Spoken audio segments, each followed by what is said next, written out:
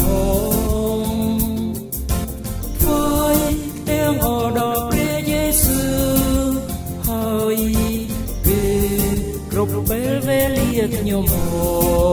ង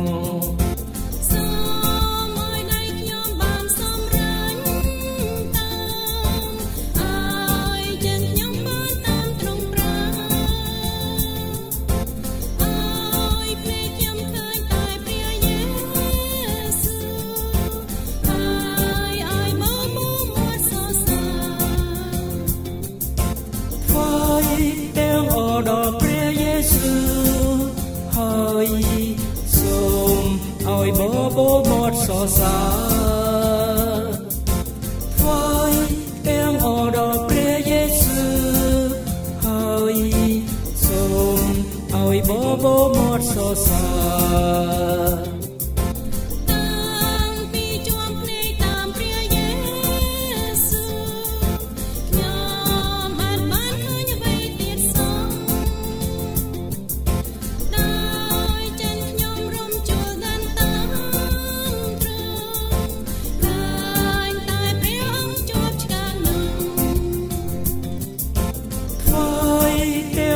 ដល់ព្រះយេស៊ូវ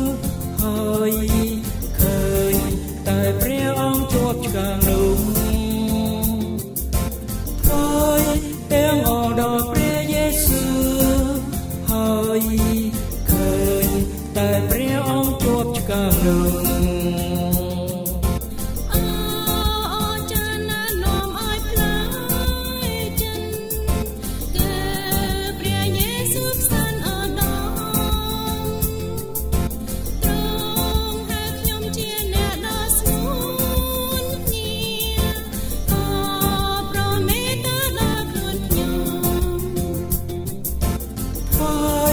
ទាំងអរដល់ព្រះយេស៊ូវហើយទ្រង់ប្រោសមេត្តាដល់ខ្លួនខ្ញុំថ្វាយទាំងអរដល់ព្រះ